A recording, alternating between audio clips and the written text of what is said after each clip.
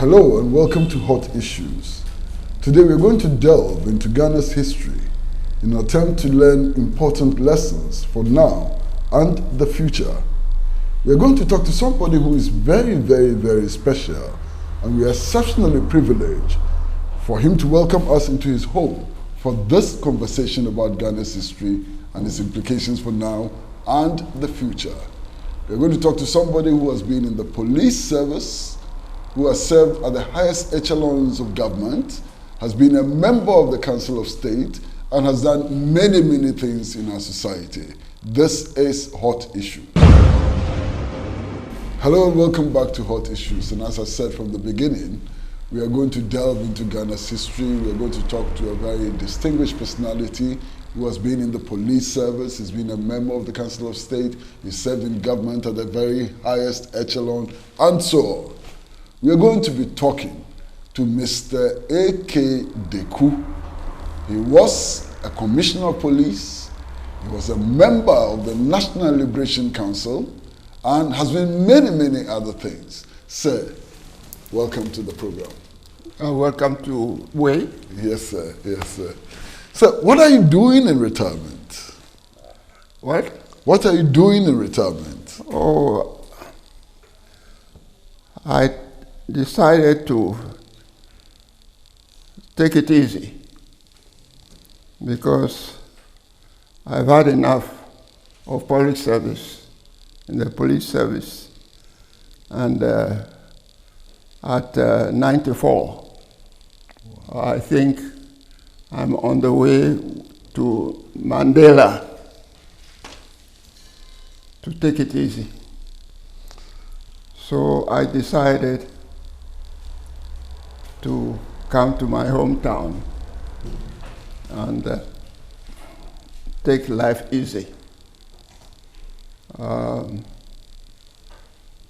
wish I could have the opportunity of writing a bit more of history, but I have a problem with my eyes, so I can't read much, and so that is my predicament. You're looking well, you're fit. How do you manage it? Well, people also say so. People also say so, but that's what God sent me. So do you do any exercises at all? Yeah, I used to do exercise. I used to play lawn tennis some time ago. I play golf, and then here I walk around the house to keep life.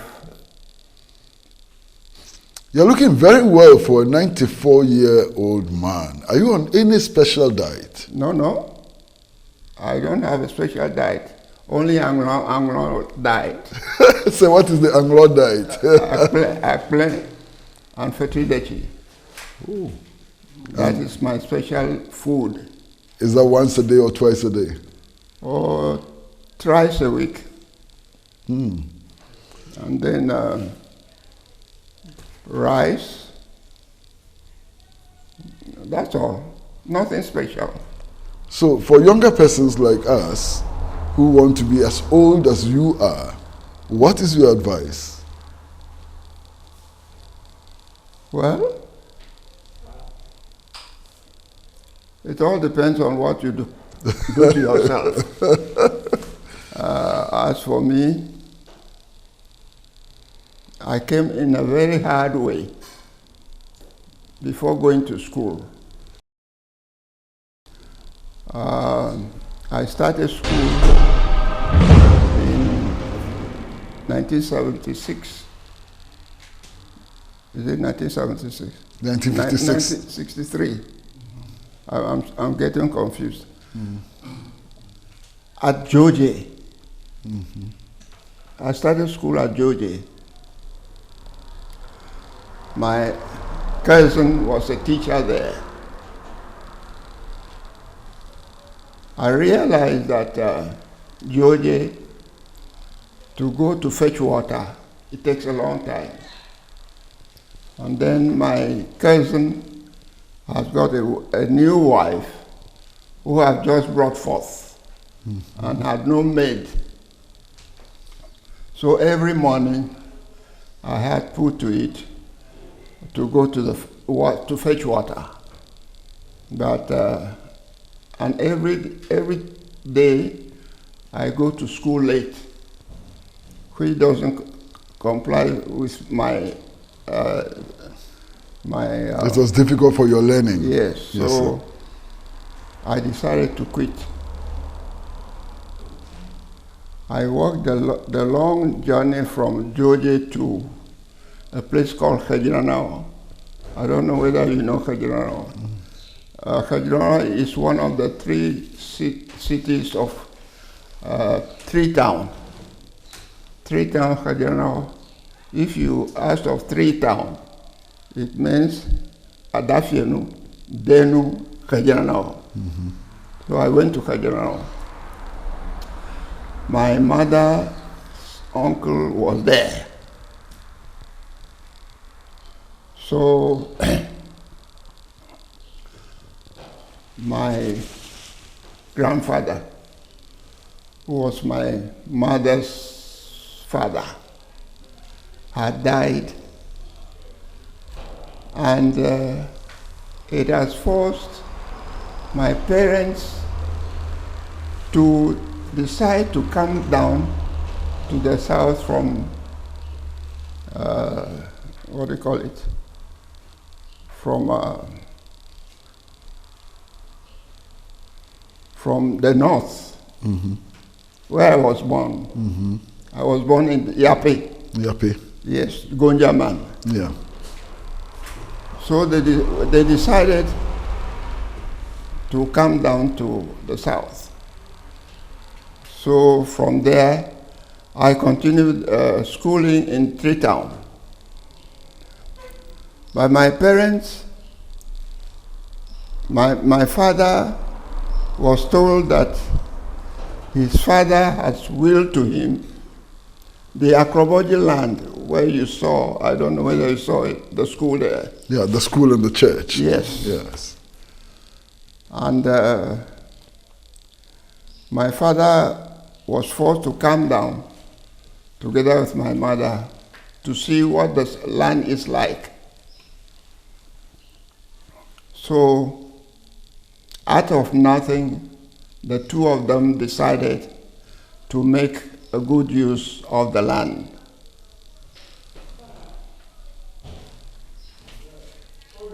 So that's about your childhood upbringing and the difficulties that you went through. Yeah. Because your parents virtually had very little to go by. Oh, yes. Now, sir, after school, why did you join the police? You could have been a teacher, you could have been a soldier, you could have been an accountant. That is so. Your guesses are good as mine.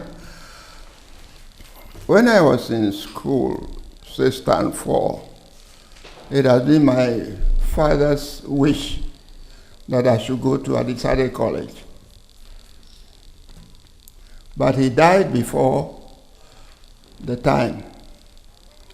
So my mother tried to convince his cousins to take care of me. All of them were reluctant. So my mother said, well, I'm called Amegan. My name is really Amegan. I know you. I know you can make life as you wish. So I'm going to send you to your uncle in Second E. My uncle was first accountant of railways, the very first accountant in railways. So I went there. One evening, a gentleman came to him not knowing the gentleman was called Atipo, Inspector of Police, as second D. So the next morning, I had a letter from my uncle to take to Mr. Atipo. That's how I became a policeman. So Atipo got into Mr. Karutas. The officer in charge there is called Karutas, that I should be enlisted in the police. Oh, it was very hot. The next day, I was transferred to the depot at Alajo. This was in 1940. 1940. So you were trained as a normal, regular police recruit? Yes, yes, yes. How did you become an officer? Well, I'm telling you. Then I caught up with Imri. Imri, you remember me, Imri? Imri, connected with 24th February, right. 28th February. Yes, uprising. he was the commanding officer then. Yes, sir. And then I trust myself. I can learn. I can read and learn. So I was always on top of the class. So at the end of it all, myself, Harley, J.W.K. Harley, we were top of the class. So we were retained there. Then later on, I was transferred to Kumasi, the only one who went to Kumasi. Kumasi was a difficult place then, but I went there. In a short time, in a week's time, I was transferred to Brofoedo. In the central region? No, Brofoedo, near Obuasi. This man's constituency, Hammond. That's Hammond's constituency. Yes, sir. Whenever I saw him, Yeah. I told you that I'm from your constituency. Yeah. So I went there. From there, I went to Brong-Ahafo as a border patrol. Border patrol. I came down, I was transferred to Kumasi to be in the office of the officer in charge. The officer in charge was called Cooper. Cooper, a sportsman. I was in the office. Then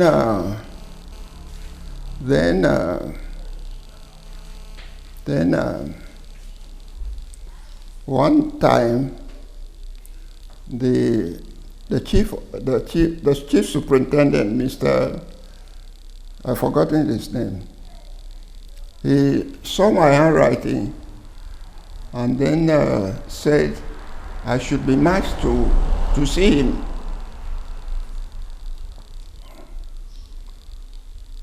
So I thought there was something wrong. So I was marched.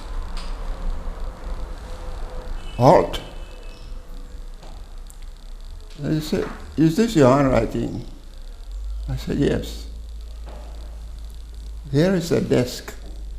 You will share the office with me."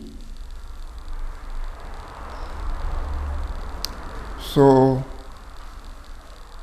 the progress started. Your handwriting made you a star. Oh yes, as for that one, you can't trust it. Yes, sir. But sir, I'd like to ask one very interesting question. Did you ever meet Nkrumah? Did you know him? Yes. How well did you know Nkrumah? Well, I'll tell you what. I'll tell you what. I was Nkrumah's special, what do you call it? Special aid? Special. At one time you were head of the special branch. Let's go easy. So I went to. No, I tell you what. In the course of the trouble, myself and the police officer, we took action against Nkrumah. Mm-hmm. That's 1948, the rout. Yes. Yes. And I was Evening News. Mm-hmm. Wrote an article against me. Mm-hmm. And then the commissioner of police also was offended in an article. So we both took action. Mm-hmm. So I got judgment against Nkrumah 500 cedis. So which has not been paid. Oh, so you took Nkrumah to court? Yes. Because the Evening News that he published along with Bedema and others libeled you. Yes. And you got judgment of £500. Yes. And that has not been paid up to now. Yes. So in due course, it was decided to give a security officer to Nkrumah. That is when he had become leader of government business in 1951. That is so. Yes, sir. So my officer, Mr. Cabe, told Nkrumah that, well, this is the best we can give you. That is how I became Nkrumah's bodyguard. And Nkrumah did not protest, knowing that you are taking him to court. Correct. So I traveled with him to London, to America, to Moscow. Nkrumah must have had a lot of confidence in you. Of course, indeed. Indeed. Mm. And Nkrumah was also responsible for your several promotions, including up to the head of the special branch. Yes, yes, because in my youthful days, you can't beat me. Your handwriting was good, you Yes. could read very well. Oh yes, I write well, I write good English. Yeah. And I'm smart. Yeah.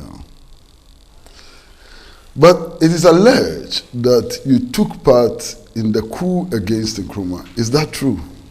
Well, I didn't really do that, but I was forced to follow Hale, Kotoka, and so on.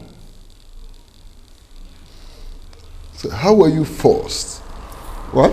How were you forced to follow Hale and Kotoka? Well, we are all officers at that time, and I realized that the coup was in progress, and there was nothing that I could do to stop it. Yes.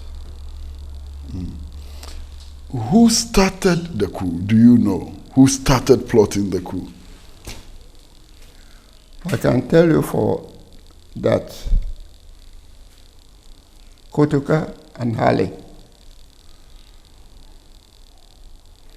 But there was also a Major Kwashiie at the 37 Military Hospital. Yes, yes. Kotoka, Hale, they were meeting in Kwashi's house at 37. And that is the place they always held a meeting. Hmm. Who was this Major Kwashiie? Major Kwashiie is, he was attached to the medical corps. Mm-hmm. Mm-hmm. He was attached to medical corps. Mm-hmm. And there he got contaminated by Hale and Kotoka, and he agreed to cooperate. So you were one of Nkrumah's most trusted people in the police service. Yes. He relied on you for intelligence and so on. Yeah. At what point did you get to know that Hali, Kwashie, and Kotoka were plotting against him?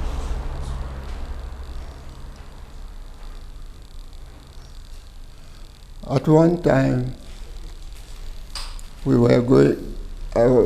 We were planning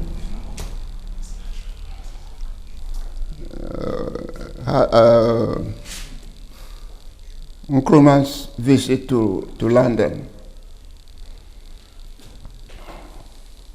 Then it got to my ear that this thing was going on. This thing was going on. But I had a problem. Not to divulge what was happening, because I wasn't thick in what was happening. So when we went to London, I went to Brussels for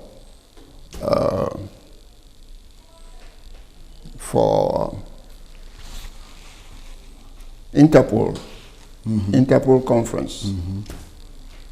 And I was watching whether the thing was going on.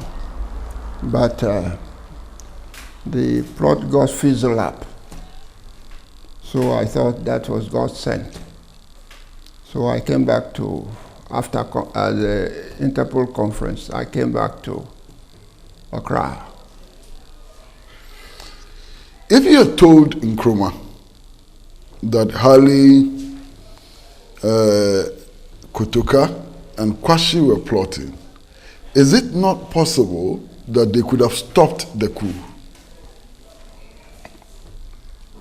I don't think so. Because I realized that Kotoka has got a lot of the soldiers, including Afrifa. So I thought it wasn't trying.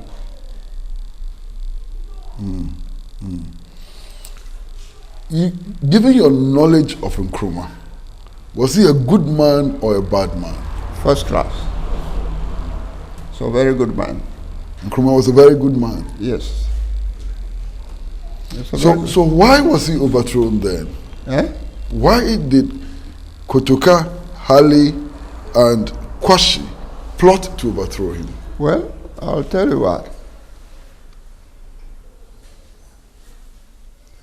For political reasons, the Dangwe Sufumokwe and all those things, Nkrumah didn't allow other parties to operate.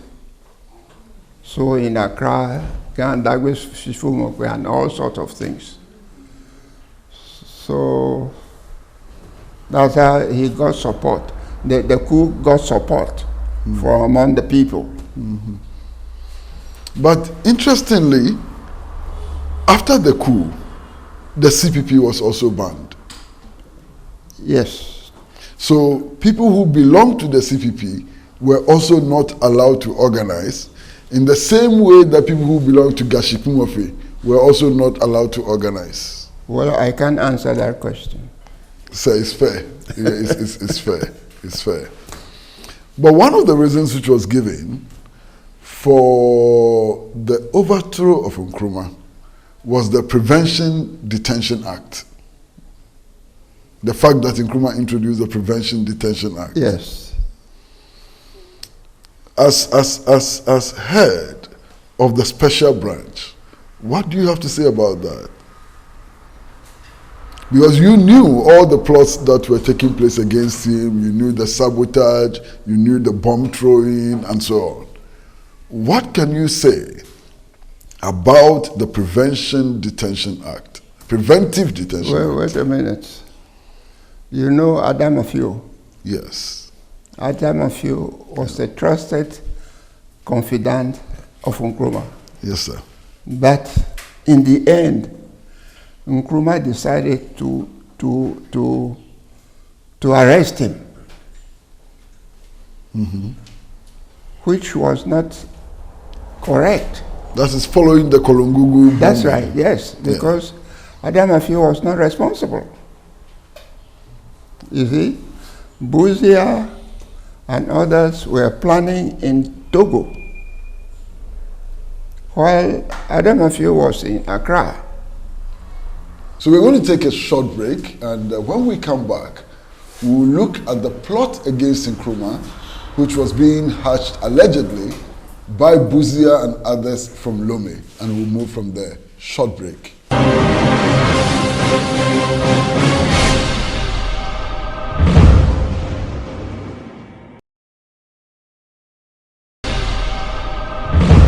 Hello and welcome back to Hot Issues, and we are in conversation with Mr. A.K. Deku, a member of the erstwhile National Liberation Council. He's been a member of the Council of State before. He's been head of the special branch of the police service before, and he allegedly was involved in the 1966 coup which overthrew Nkrumah. Now, before we went on break, he was talking about a plan which was being hatched in Lome, Togo, by Buzia and others. Sir, what was this plan? Well, at that time, Buzia and his conspirators, what is the Adamafio doing? Obetebi Lamte. He was in Accra, while Buzia was outside. But Obetebi had a difficulty in operating in Accra.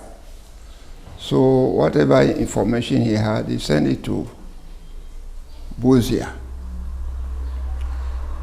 But unknown to Nkrumah, he decided to arrest Adamafio, which was not correct. Adamafio was not involved in the Kolongugu bombing. No, I know for that. Yeah. I know for that. But then Adamafio had a program with people with whom he was working. And so whenever something crops out, they reported him to Nkrumah. And that's how he got his trouble. And then eventually, Nkrumah arrested him. I think I'm correct. Yeah, unjustly. Yes. Unjustly. But sir, who first told you about the coup, the plot? No, I can't tell you all that. Okay. No, I can't say that. Okay. But after you have been told about the plot, how did you assist in executing the coup? Did I do what? Assist in executing the coup. No, I was still in special branch and operate, give orders all over the place. I see. Now, on the day of the coup, what happened to you? On the day of the coup. You were head of special branch? Yes. Charged with protecting Nkrumah and his government? At that time, I don't wear uniform. Yes, sir. But it took me a little time to put uniform together. And that took a long time.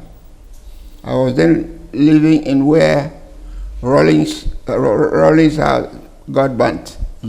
I was living there. Oh, that Rawlings house? Yes. Yes, on Independence Avenue. That's right. Yes, sir. So, I was working in my mind as to what to do. So I decided to go to a friend in airport. Mm-hmm.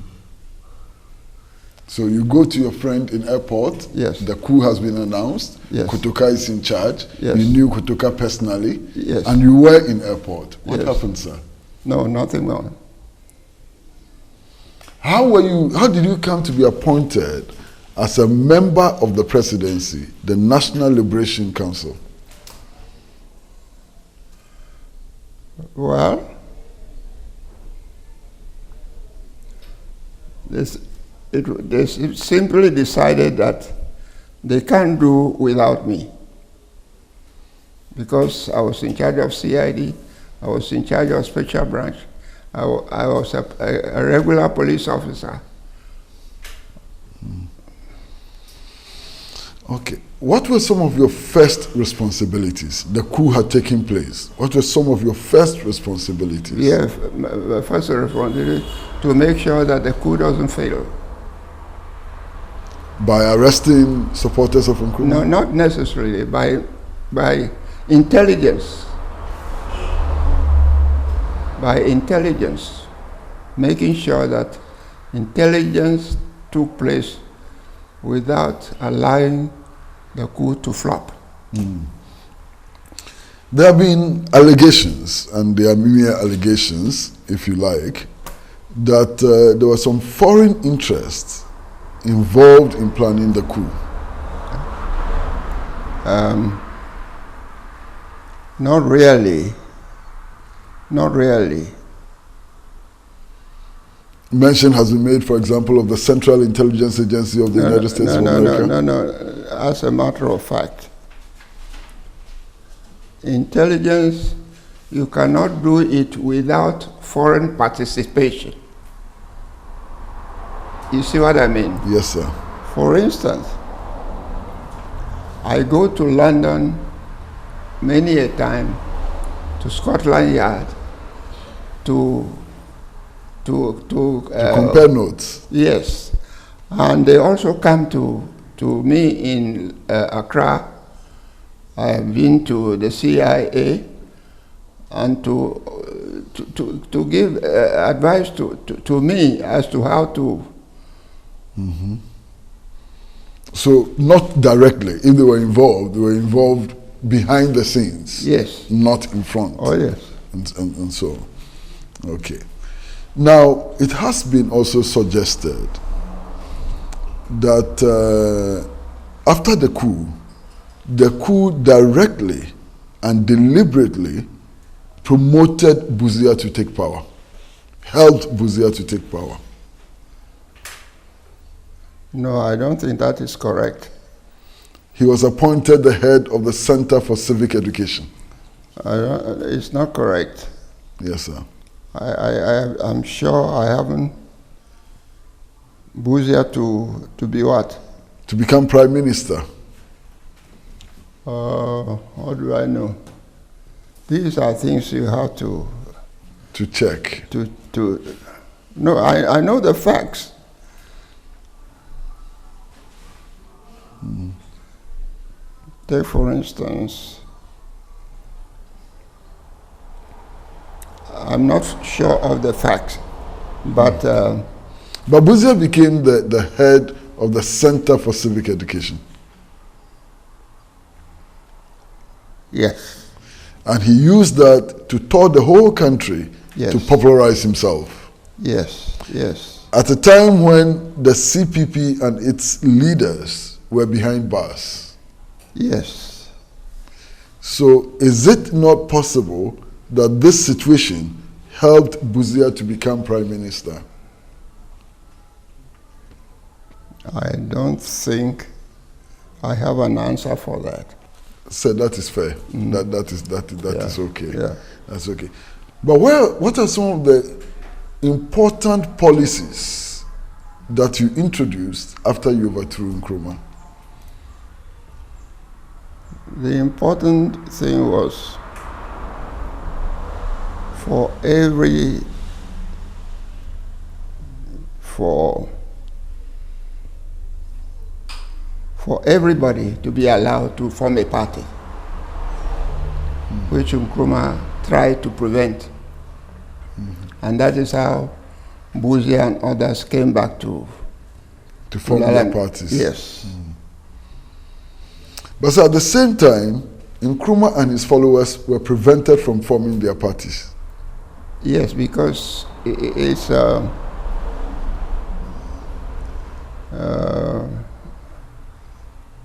I don't know the answer for that immediately. Because the coup had to be made legitimate. It had to survive. Yes. Yes. Okay. There were some attempts to kidnap Nkrumah from Conakry, from the Villa C.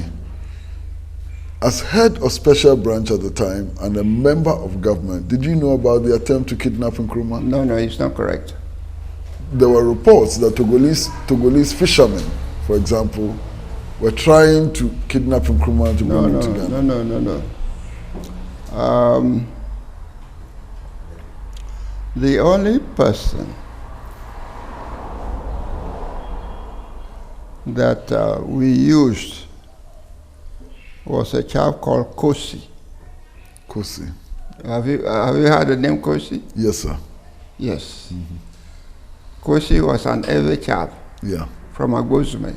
Yeah. Who was on the Nkrumah team? Yes. Yes. And who was sending reports about Nkrumah's activities? Well, I won't tell you that.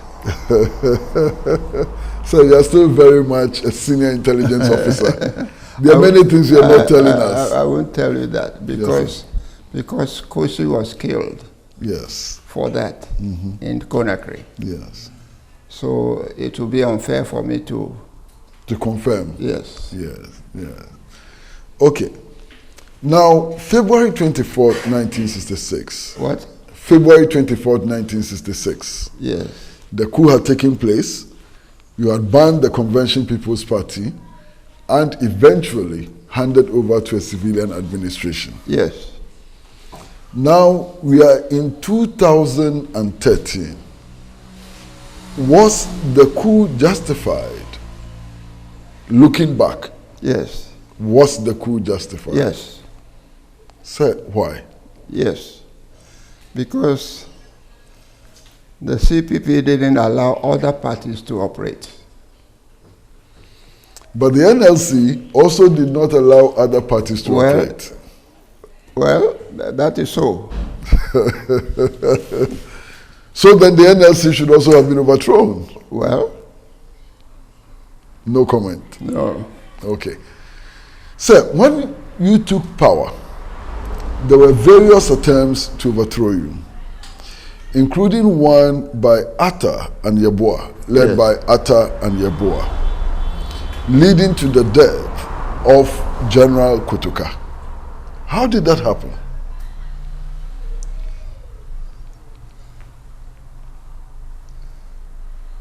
What happened was that Atta and others were police officers, military officers in Volta region. The Mortar Regiment at home. Mortar Regiment. At home. And they were negligent in using intelligence to supply them that certain thing was happening that would militate against their safety. Does that answer your question? Yes, it does to some extent. Yeah. So they made mistakes and the coup failed. That's right. But in the process, General Kotoka died. Yes, Kotoka, we blame him for that because he was living in Flagstaff House. Do you know that? He shouldn't have lived in Flagstaff House. Well, not even that. He was living in Flagstaff House. And Flagstaff House is a wall jump to Kanda. You see? So, when he was informed that some military officers wanted him. Instead of jumping the wall, he came to surrender himself to them. Oh, so he should have run away. Of course. But he was a courageous general. Well, courage to a fault. Kotoka would have lived if he had he hadn't used his talent to a fault. How did the death of General Kotoka affect the work of the National Liberation Council? Oh, not really. The business went on, and Harley Afrifa became the chairman of the NLC. That's right, Ankara. And so it went on. But sir, Afrifa was one of the most junior people on the NLC. Yes. How come that he became the chairman after Kotoka? I tell you what. Whenever we held a meeting in NLC, Afrifa always went to report to Buzia and Akufo-Addo. We know that. So that is how it happened. So Buzia and Akufo-Addo had links to the NLC. That's right. Through Afrifa. Afrifa was their person in Yes. the NLC. Yes. And that gave him a certain clout within the NLC. Yes. Then is it true that the NLC was not just a police army administration, but civilian politicians were involved? Yes. By Buzia and Akufo-Addo. yes. Akufo-Addo, they were involved in Yes. it. Okay. General Ankara was initially the chairman of the National Liberation Council. Yes. How did he fall out? Well, it was through distrust. Ankara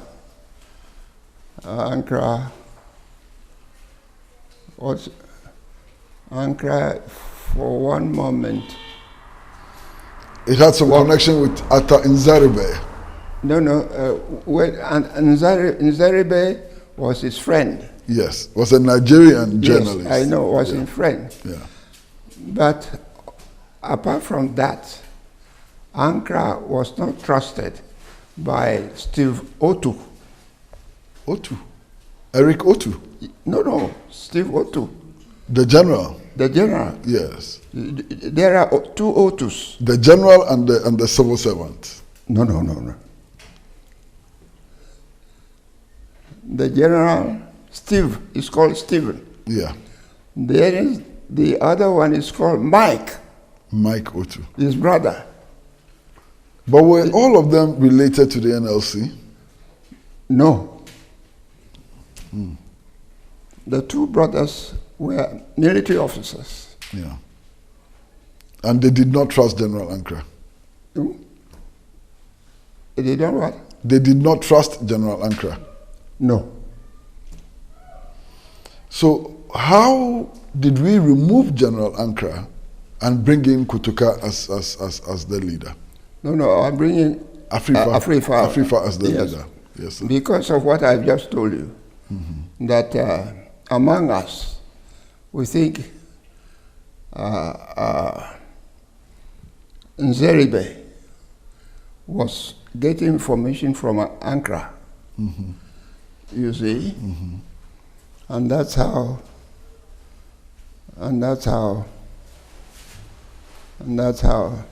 Ankara fell. Yes. Yes, sir. But at the time, it was alleged that Ankara was corrupt and that he had asked Nzeribe to collect monies for his future political campaign. I can't prove that. Okay. So that is again very fair. Yeah. We have to be very fair to you. That's right. Yes, sir. But sir, now I ask the question. We are sitting in your home, very modest home, far away in the Volta region. You are retired. Now you have the benefit of hindsight. Now you have the benefit of hindsight. Yes. What would have been the situation if the coup had not occurred?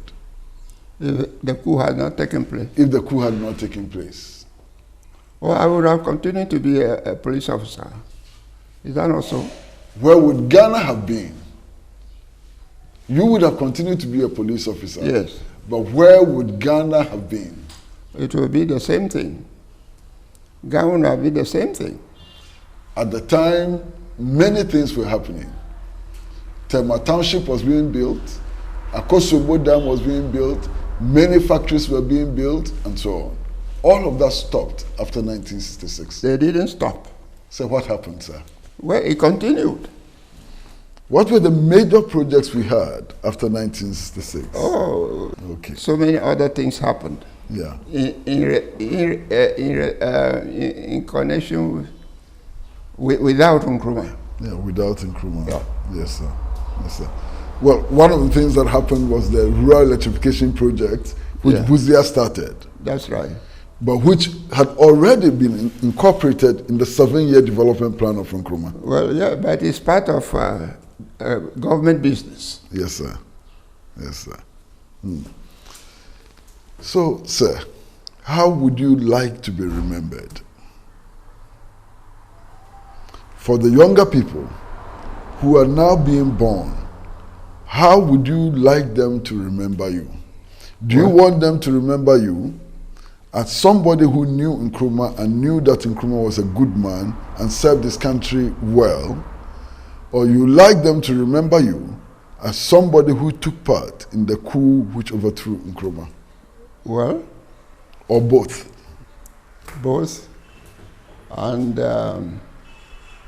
as a member of the National Liberation Council, I became Minister of Education and Local Government. That enabled me to bring buses, the roads, and to build my village. The people in this village are very proud of you. Eh? The people in this village are very proud of you. Well, I don't know. Well, they said that you built the school for them. Yes. And you built a marvelous church for them. Yes. What is your religious inclination? I'm Roman Catholic. Roman Catholic? Yes. Okay. Now, I tell you what. I told you that I have difficulty in going to school. Yes, sir. Because when my parents came to live in Akrobody, they sent me to my grandfather in Treetown. So periodically, I had to come to my parents, take my pocket money, and go there. It wasn't easy. And still, I made it and passed. Okay, sir. So at this stage, we are going to take another break. And when we come back, we would look at Mr. A.K. Deku as a member of the Council of State under President Kufuor and a leading member of the New Patriotic Party. Short break.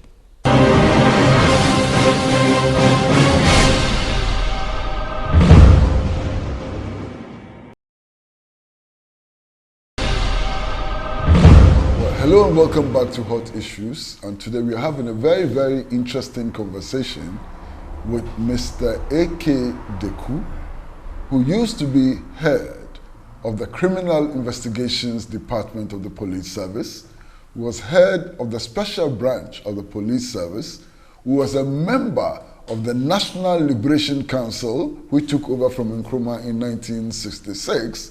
He's been a member of the Council of State. He's a staunch member of the New Patriotic Party. Sir, Why are you a member of the New Patriotic Party? You were a good friend of Nkrumah. I don't know.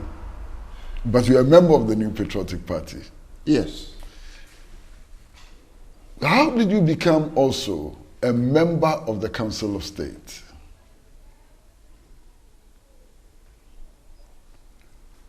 Well, I was nominated by President Nkrumah. Kufuor? Akufo-Addo. Kufuor? Kufuor. Yes, sir. Yes, sir. And was it interesting serving on the Council of State? Fantastic. See. What are some of your fondest memories as a member of the Council of State? Some of the most exciting things that happened when you were a member of the Council of State? I don't want to talk about that. Okay, so there are many things you don't want to talk about. I don't want to talk about that because... But that's not strange for an intelligence officer. Yeah. It is not strange at all. Yeah. You know. Yeah. Mm-hmm. Yeah. Right now...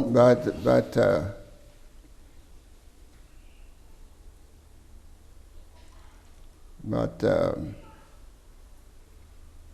I like President Kufuor. Why do you like him so much? He doesn't know I like him. I know you like him, but why? Yes. Because he nominated me to be a member of Council of State. But they say he's also a gentleman. Yes, I know, to be a member of Council of State. Yeah. And I had a feeling that other people wanted him to drop me. Yeah. So I think Kufuor is a very honest man. You said that Nkrumah was a good man. Huh? You said that Nkrumah was a good man. Yes. And you say also that Kufuor was a good man. Can you compare the two, Nkrumah and Kufuor?